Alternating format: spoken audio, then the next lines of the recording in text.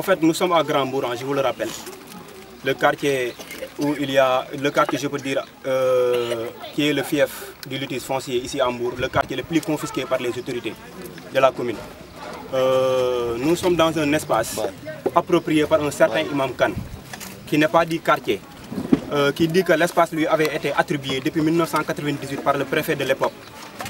Il s'est constaté que nous sommes dans un quartier et dans tout quartier, c'est normal qu'on ait un espace d'épanouissement parce que les enfants là, nos frères, ne peuvent pas s'épanouir autour de 4 murs. Ils ont besoin d'un espace pour s'épanouir. L'espace servait aux jeunes du quartier comme un aire de jeu. Imam est venu et nulle part et a voulu en faire un espace religieux, ça veut dire une mosquée et un institut islamique de 3 salles de classe. On lui a affecté cet espace au nom d'une ONG, il s'autoproclame étant lui, Imam Khan, au nom de Habib Khan, étant le président chargé de l'enseignement islamique du département de Mbour. Donc l'espace, au début il y avait une altercation avec les vieux du quartier. Il s'est posé que Imam Khan s'est fait des ostentations en disant qu'il a Mbour entre ses poches, il a tout ce qu'il veut à Mbour. Je pèse mes mots, Imam Khan dit qu'il a Mbour entre ses poches et il a les autorités entre ses poches. Il a tout ce qu'il veut ici à Mbour. D'abord, la cohabitation, ce n'est pas possible. Quand vous voyez ça, nos parents, nos mamans, nos pères et les enfants, ils sont là. La cohabitation, ce n'est pas possible. Nous n'en voulons pas de cette offre. Nous avons rendu visite au maire, nous avons rendu visite au préfet du département et il nous a promis de nous donner son verdict. Il nous a dit de rester au calme, de ne rien faire, de ne pas réagir. Il va passer et inspecter le préfet et le maire. La première visite, nous avons vu le maire. Le maire lui-même, M. Fallou Sylla, a appelé le préfet. Le maire a appelé le préfet. Lorsqu'il a appelé le préfet lui a donné rendez-vous. On avait une très grande surprise parce qu'on voulait seulement rencontrer le préfet et le maire, nous les jeunes du quartier avec nos parents. Mais à notre grande surprise, on a rencontré là-bas Imam Khan, Habib Khan. Je ne sais pas qui l'a informé. Ce n'était pas ça l'objet de notre rencontre. Le préfet nous a dit de rester au calme, de ne pas faire comme la première fois.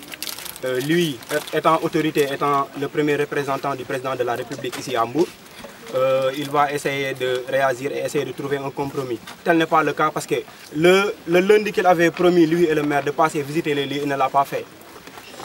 Une semaine après, il l'a fait. Le jour de sa visite, c'est le même jour que le soi-disant autorisation de construction qu'a affiché Imam Khan, Enco, ici sur le terrain. C'est le même jour que cette autorisation leur avait été délivrée. Donc, il faut dire que, vraiment, si je n'ose pas dire que le préfet ou bien le maire, ils se sont dédiés, mais en tout cas, nous lui faisons plus confiance. Imam Khan. Des papiers pour le foncier, le terrain. On est dans un pays de droit. Imam Khan nous a montré des papiers. Pas à nous. Le commissaire lui avait demandé les papiers. Je ne sais pas s'il avait remis les papiers à commissaire Ley. Imam Khan se dit avoir les papiers nécessaires. Nous venons d'avoir une information capitale que cette autorisation qu'il a affichée ici n'est pas une bonne autorisation. Le début encore, Imam Khan se permet d'enfreindre la loi. Pourquoi? Parce que Imam Khan n'a pas d'autorisation de construction dans un pays qui est dit pays de droit. Il se permet d'entamer une construction.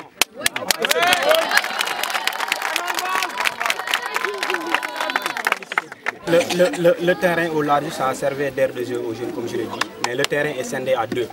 L'une des parties se dit appartenant à Imam Khan, l'autre aux femmes du quartier. Parce que c'est les autorités, nous les connaissons, ils font, c'est leur lobby, c'est des choses nébuleuses qu'ils font. D'ici 2 ans, 3 ans, ils vont revenir, accaparer le terrain, le lotisser. Et personne ne sera au courant parce que nos mamans ne vont pas sortir pour contester. Ils disent que l'autre partie appartient à nos mamans du quartier, pour une foyer des femmes. L'autre partie qui est attribuée à Imam Khan, je dis bien Imam Khan, en 1998, à cette époque, Grand-Bourg n'était pas habité comme aujourd'hui. Et nous ne pouvons pas habiter dans un quartier sans espace de loisirs. C'est inadmissible.